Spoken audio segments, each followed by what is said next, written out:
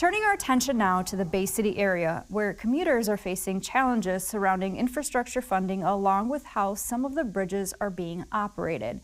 It's a story WCMU has been following closely. In late 2025, the state, in an unprecedented move, took back $645 million in allocated spending that was not distributed.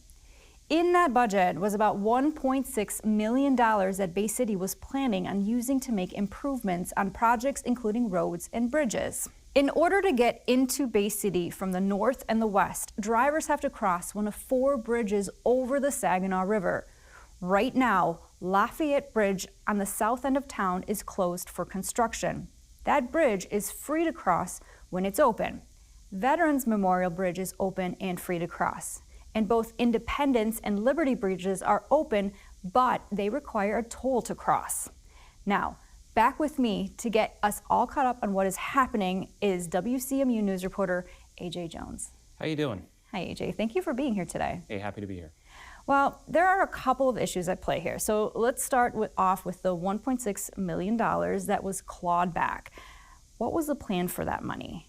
So the $1.6 million was going to be spending that Bay City was going to put into various street projects, infrastructure projects. That money was money that the city had gotten back in reimbursements for its share of the spending on the repairs currently being done to the Lafayette Bridge.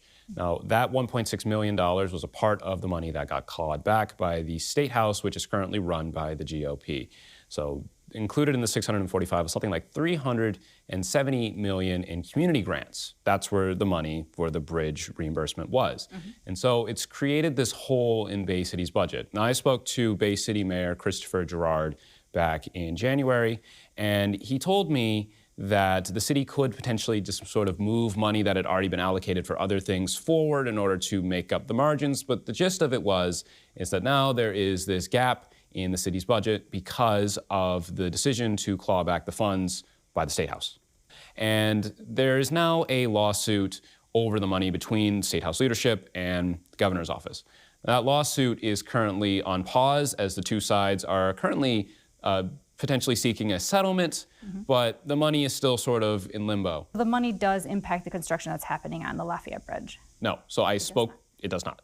When I spoke to Christopher Gerard back in January, he said, again, these were all just like street projects. The Lafayette Bridge is due to open in January of next year. For those who are not familiar with Bay City, with the roadmap of Bay City, as we just mentioned, if you're heading there from the north or the west, in order to get downtown, in most places, you have to cross one of those 4 bridges.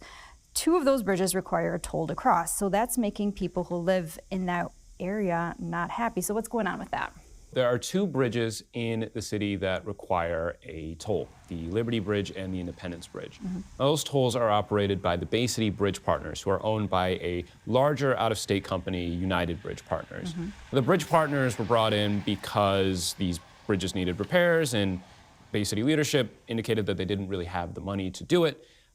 So they operate the tolls on these bridges, the Bridge Partners, and they've pulled over $150 million into repairs on the bridges. Now, people in the city of Bay City are pretty unhappy about what's happening on the bridges. One thing is there's been reported a lot of logistical issues.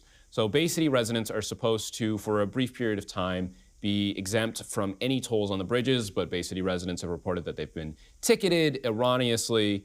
In addition, the Bridge Partners ended a pricing tier that was helpful to people who lived outside of the city and in the suburbs. So if you don't live in Bay City proper, you had this pricing tier that was $15 a month to cross unlimited. Well, that's been ended. And now, if you have a transponder, it's at least $2 per crossing, even if you live in one of the Bay City sort of suburbs, right? It's more, a little bit more if you don't have a transponder. People are not exactly thrilled about that. There have been protests about this. There's a federal lawsuit that's being levied against the Bridge Partners. I actually spoke to Margaret Bird, an 83-year-old retiree who stays in Monitor Township. She's one of the people impacted by the removal of the $15 per month pass. It is what it is, and we have to live with it. We don't have any option at this point, but it has made life very miserable for people who need to be able to get back and forth across the river more easily than they are now. AJ, so what then is the city doing about the bridge partners? Can they get rid of the $15 per month pass? Well, the opinion of the mayor when I spoke to him a couple months ago was that they very much could not. He is of the opinion that that is not only just sort of hurting the city and the surrounding area, but he also believes that that's against the lease agreement that the city entered into with the bridge partners.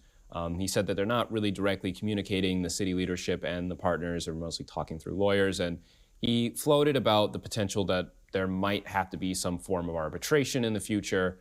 The bridge company reconsiders their stance on this elimination of this unlimited tolling.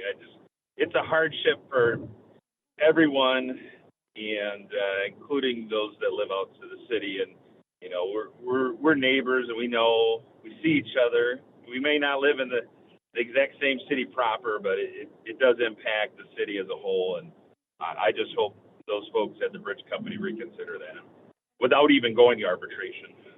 And I should say, when we were reporting on this story for WCMU back in January, the Bay City Bridge Partners did not respond to requests for comment.